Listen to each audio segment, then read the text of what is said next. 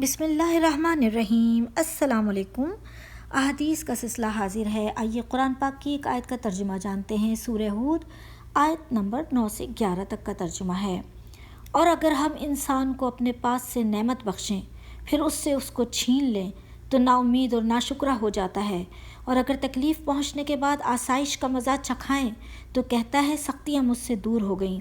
بے شک وہ خوشیاں منانے والا اور فخر کرنے والا ہے۔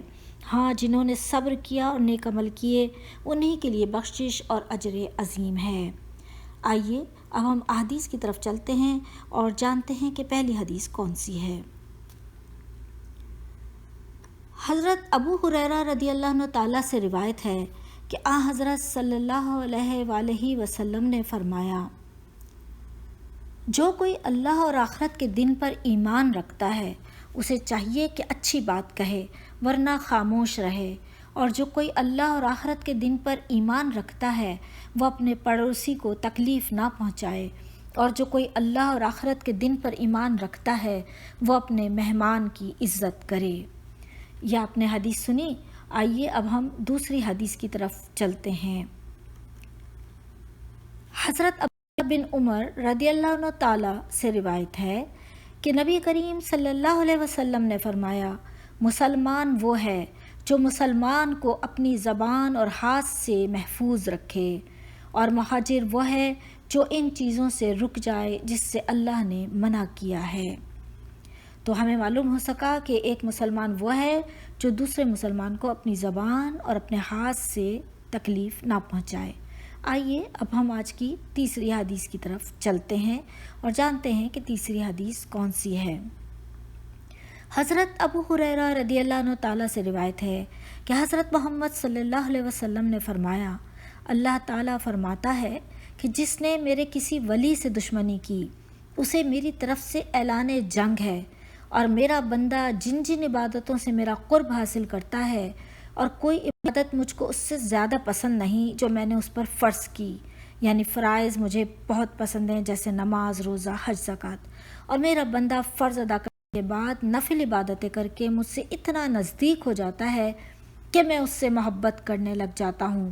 پھر جب میں اس سے محبت کرنے لگ جاتا ہوں تو میں اس کا کان بن جاتا ہوں جس سے وہ سنتا ہے، اس کی آنکھ بن جاتا ہوں جس سے وہ دیکھتا ہے، اس کا ہاتھ بن جاتا ہوں جس سے وہ پکڑتا ہے، اس کا پاؤں بن جاتا ہوں جس سے وہ چلتا ہے، اور اگر وہ مجھ سے مانگتا ہے تو میں اسے دیتا ہوں، اگر وہ کسی دشمن یا شیطان سے میری پناہ مانگتا ہے تو میں اسے محفوظ رکھتا ہوں، اور میں جو کام کرنا چاہتا ہوں اس میں مجھے اتنا تردد نہیں ہوتا جتنا مجھے اپنے مومن بندے کی جان نکالنے میں ہوتا ہے۔ وہ موت کو بوجہ تکلیف جسمانی کے پسند نہیں کرتا، اور مجھے بھی اسے تکلیف دینا پسند نہیں ہوتا۔ یہ آپ نے حدیث سنی جس حدیث میں یہ بتایا گیا ہے کہ اللہ تعالیٰ اپنے ان لوگوں کو جو دوست رکھتا ہے، جو ولی ہوتے ہیں اس کے، تو اللہ تعالیٰ کی طرف سے اعلان جنگ ہے ان لوگوں کے لیے جو بھی کوئی اللہ کے ولی سے دشمنی کرے اور اس کو ستائے۔ لیکن ساتھ ساتھ اللہ تعالیٰ نے یہ بھی فرمایا کہ وہ بندہ جو عبادتوں کے ذریعے اللہ کا قرب حاصل کر لیتا ہے اور اللہ تعالیٰ کے فرائض کو پابندی سے ادا کرتا ہے اور نوافل کے ذریعے اللہ کے قریب ہو جاتا ہے تو اللہ بھی اس سے محبت کرتے ہیں، اور پھر اس کے ہاتھ اور پاؤں بن جانے سے مراد ہے کہ اللہ اس کا مددگار ہو جاتا ہے اور اسے شیطان سے اور دشمن سے پناہ میں رکھتا ہے۔ اور اسی طریقے سے اس حدیث کے ذریعے ہمیں یہ معلوم ہو سکا کہ اللہ تعالیٰ مومنوں پر اور اپنے ولیوں پر کس طرح مہربان ہیں۔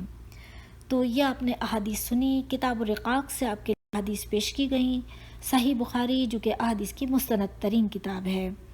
آئیے اب میں آپ سے صرف اتنی درخواست کروں گی کہ آج کل آپ سب اللہ تعالیٰ سے دعا کیجئے کہ اللہ تعالیٰ اس مشکل گھڑی میں ہم سب کو ثابت قدم رکھے اور ہم پر سے جو مشکل کھڑی ہے وہ جلد سے جلد دور فرما دے۔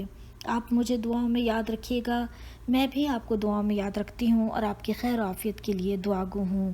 ان احادیث کو آگے بھیجنا مت بھولا کریں۔ مجھے اجازت دیجیے۔ اللہ حافظ۔ اللہ نگہبان۔ فی امان اللہ۔